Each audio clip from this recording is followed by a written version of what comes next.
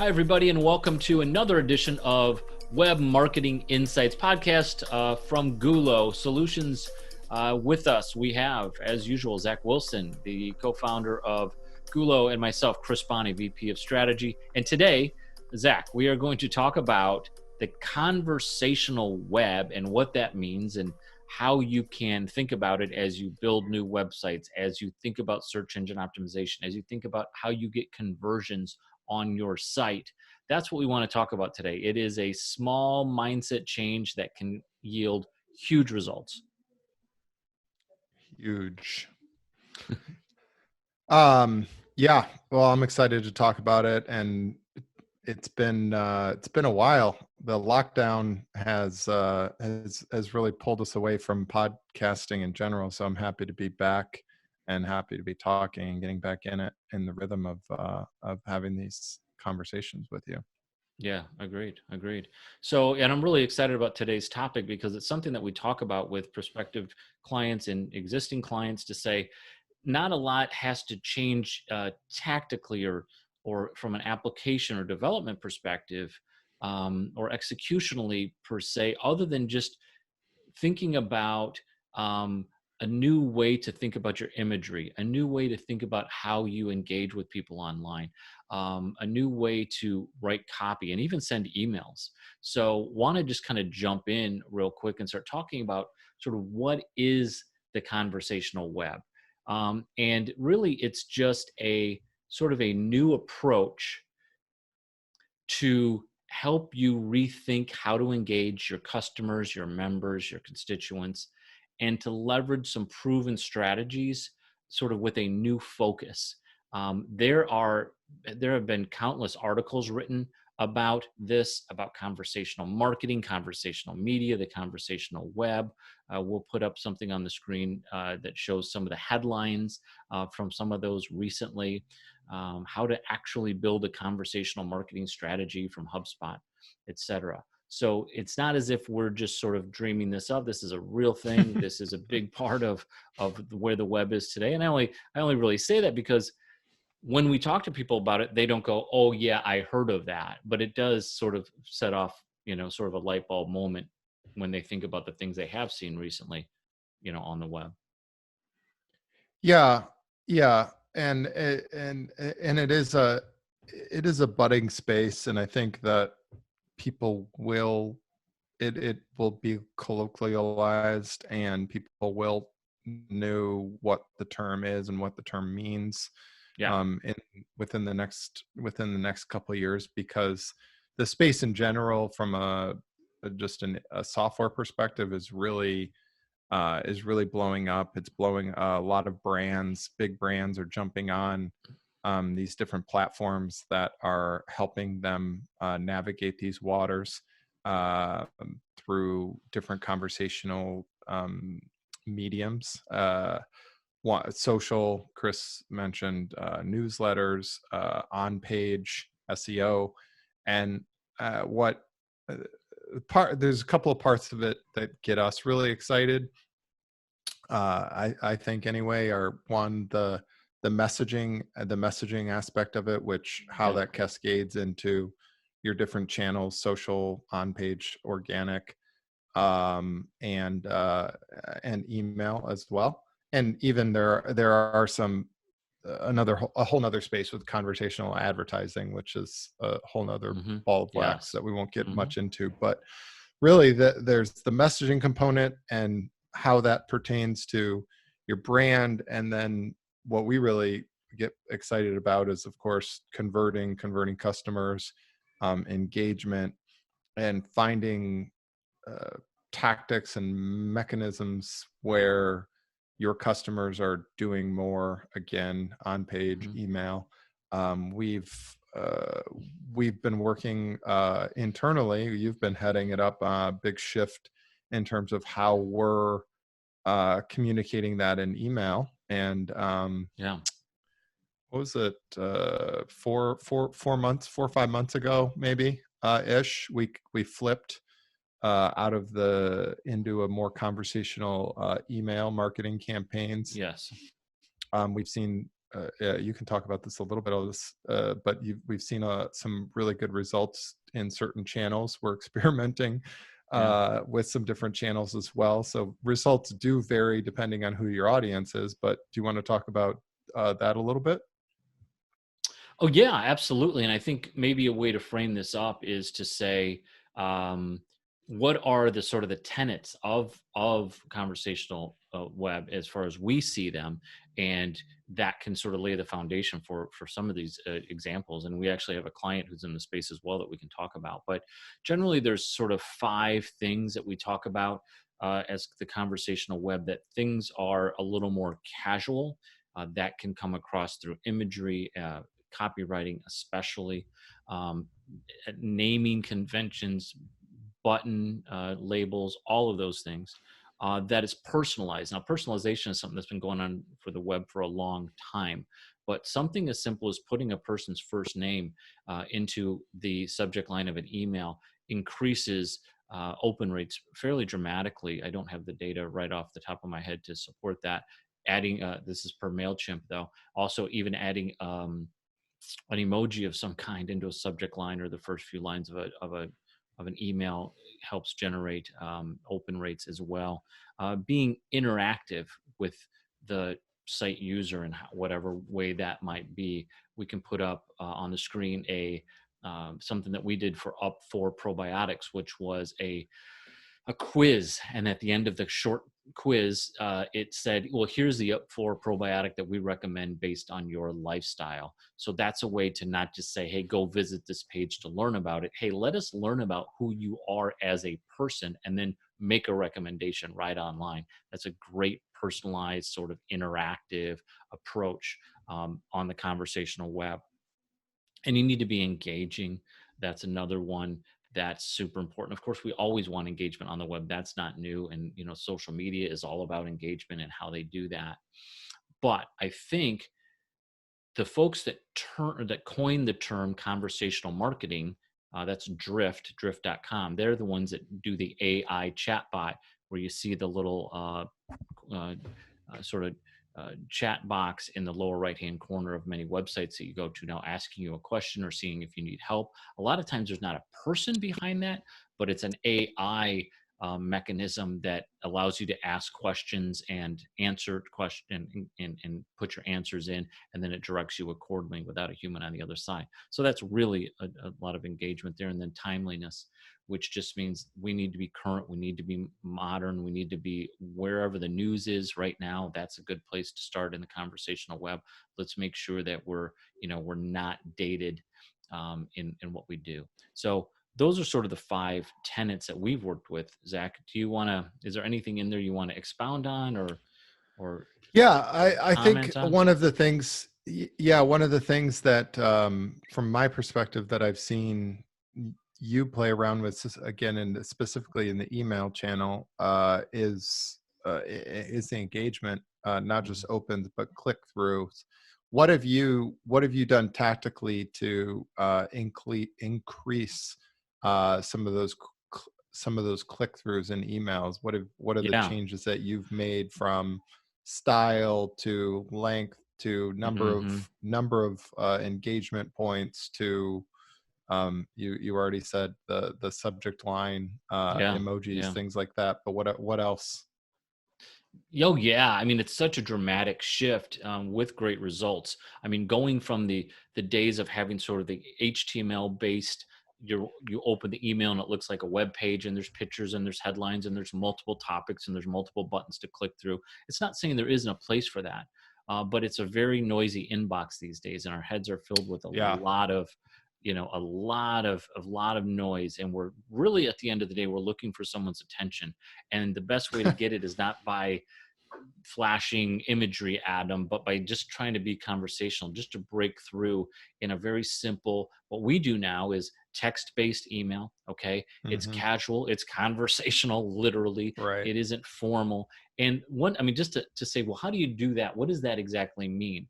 Well, the easiest way to sort of say, from a copywriting perspective, to just keep in your mind as a marketer, is to say, am I writing this sentence with a mass of people in mind? Or am I writing this sentence with one person in mind? And you always want to do the one person in mind, that the, YOU, use that word instead of us, or whatever the words might be that sort of imply a group. You want to just pick that person you're talking to, that's sitting there reading your email, and talk to them directly. That's the easiest way to get into a conversational mode quickly. You want to double space your lines. And some of the shifts we made is, our emails are maybe 150 words, maybe 200, probably not. And not inundate the words with anything like links, or sometimes you could do an animated GIF in there if it's topical or if it's humorous. But at the end of the day, this one email is asking for one call to action, not multiple, one. And that link is at the bottom of the copy. The copy, sure, can be conversational, but it also needs to be compelling, right?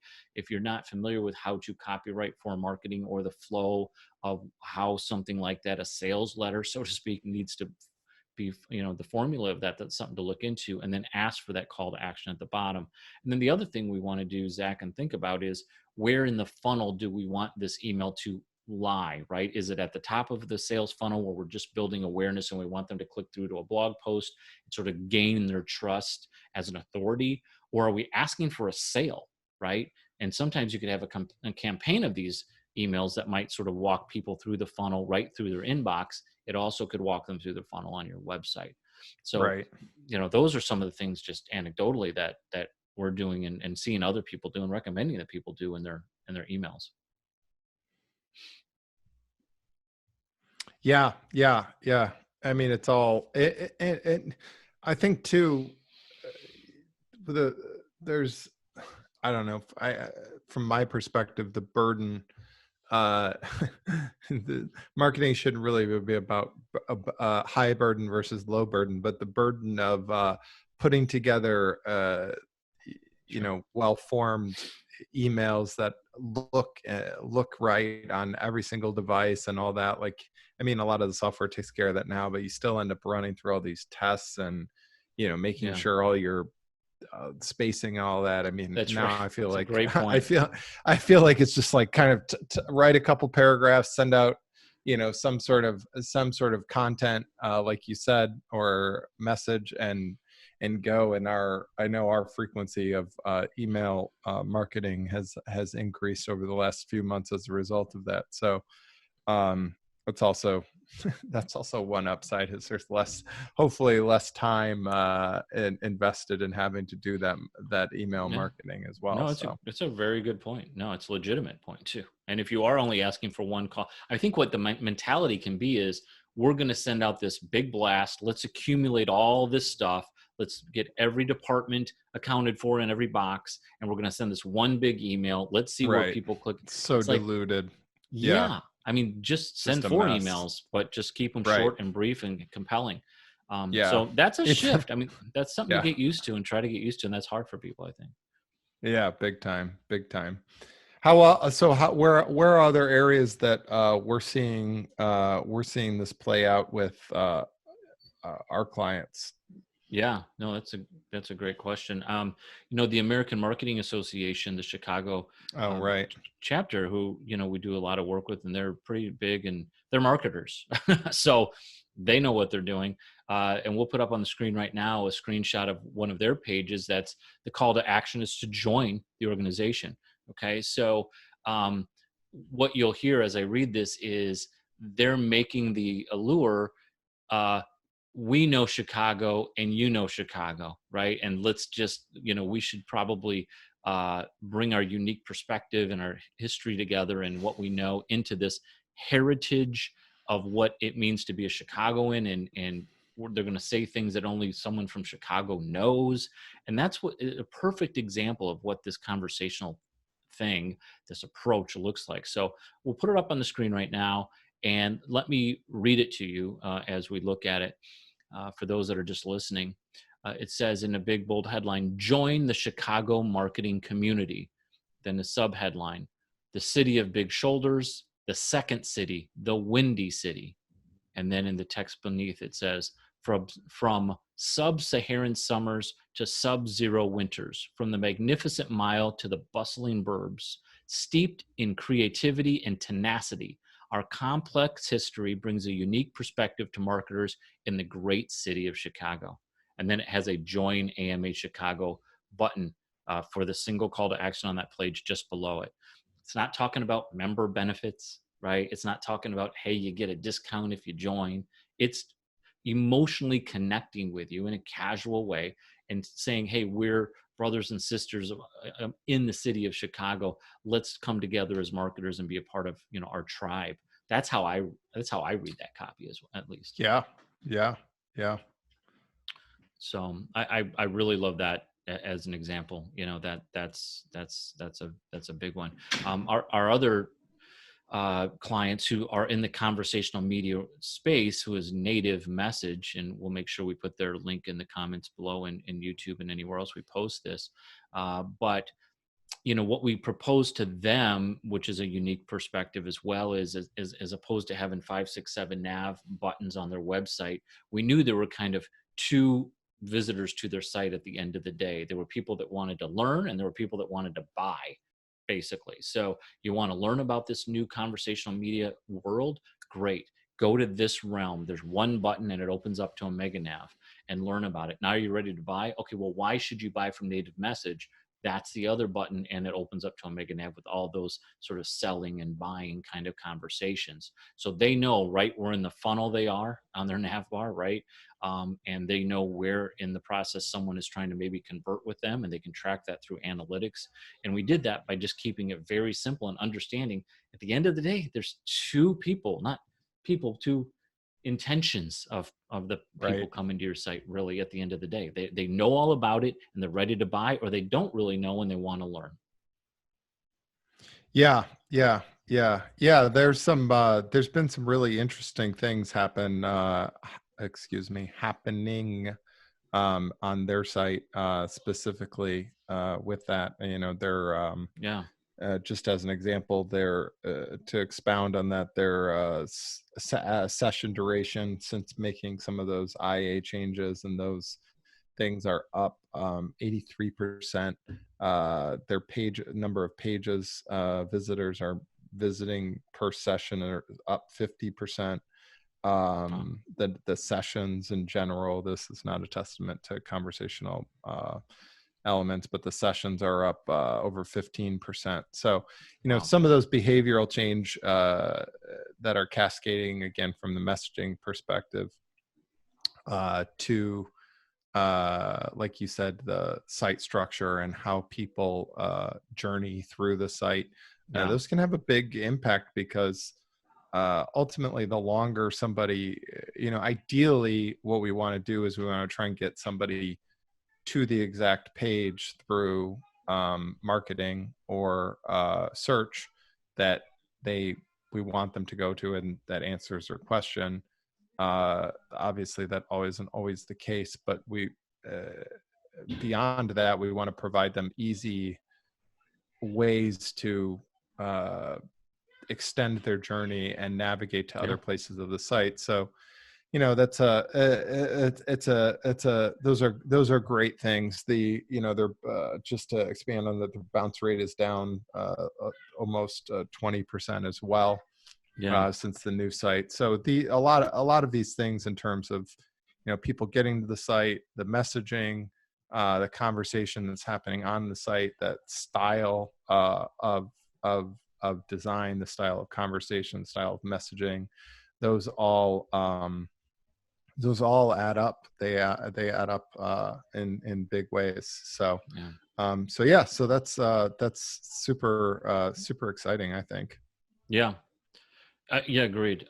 And they also have a blog, and we've also created landing pages for them. So Zach, and what's your sort of 30-second take on, I have a topic I want to tell the world about. How do I decide if it's a blog post or it's a landing page? What helps me distinguish what I'm trying to do there between the two? That's a good question. So I think the landing pages are better geared towards specific segments. That's a way that we sort of separate them out. If there's a segment, or if there's a story of sorts that you're trying to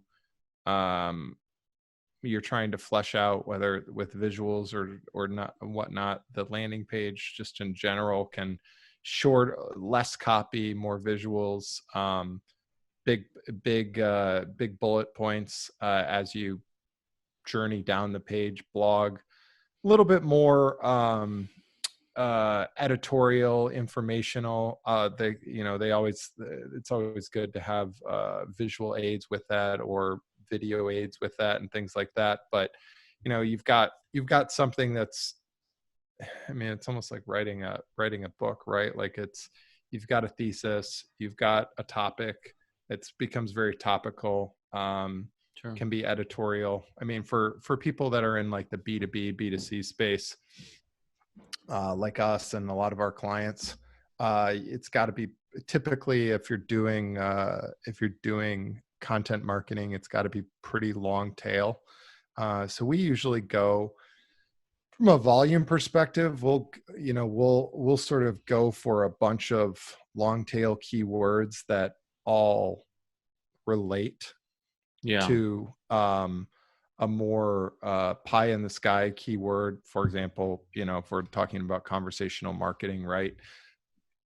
Google conversational marketing, it's going to be pretty hard to win that, like you said earlier on, because of some of the players in that, namely Drift. They've coined that, what was that, like 3 years ago or something like that? Mm-hmm. Yeah. And they dominate that pretty heavily. But how can you make a footprint there? Well, you try and find some tangential space in there to play. Yes. Conversational media, conversational commerce, conversational web, and all these sort of derivatives that relate to that you can play with to find opportunities in search to have some visibility. So we've seen some really good results with that. I mean, that's really cursory explanation of the methodology, but seems to be working pretty well for us. Yeah, no, agreed. It all makes a ton of sense. So what else can we talk about here? We did talk a little bit about how we convert, and the way we convert by keeping a single call to action in an email. I think, as we saw with the AMA example on that page, again, they know what the intent of that page is, and that's to keep people to join. I think the intent of a blog post it can be a conversion mechanism, and it sometimes is, to maybe get someone to give you their email address because they found you through an organic search, right? So that's an action they can take that moves them down the funnel. Landing pages tend to be a little more focused and optimized to a little farther down the funnel with a single call to action. Sometimes right. It's not as much about information as about selling. Is that a fair thing to say? The distinction between a blog post is sort of like, for sure, selling is informational, and the landing page is a little more compelling and salesy. Absolutely. Okay. Yeah, absolutely. I would say that's a great distinction for sure. Yeah. Okay. Yeah. But I think that to wrap all this up in a nice, pretty bow, if you're looking for one takeaway from all of this, it's that the conversational, engaging in conversational media and on the conversational web, you've got all of these different ways you can play on it. Conversational ads, conversational AI, conversational commerce, conversational chatbots, as we don't really like to call them, but that's what they are, and conversational marketing, and all of these things. What you're ultimately trying to achieve is two things. One, you're trying to create a tighter connection with your customer, and two, you're trying to create, as a lot of these companies are trying to do, less friction for your customers. And if you're in the B2B space or B2C space, and you're not playing in true conversational software, chatbots, ads, conversational AI, you're just trying to get into the conversational web at, step one, as we're talking about it, and changing your email style, changing your messaging style, what should you look for? Well, one thing that we looked for was more engagement, more opens, more click-throughs, more more conversions on our website, whether it's a landing page, a blog post, some sort of form. But those are the things that's ultimately your goal, right? Like, you're trying to, in terms of creating this conversation and changing the landscape and how you communicate with your customers or converse with your customers, you're ultimately, and what we're ultimately all trying to do is trying to create a higher conversion rate. Yeah. No, I agree. I think that's what this is about. Why should you take conversational web and conversational marketing seriously? And why make the shift? That's exactly right. We ultimately, we're looking for a conversion of some kind. If it's a view, whatever it is, we are, and we know that this is the way. And I think what people can take away from this too is keep an eye out for this now, because it is a nuance.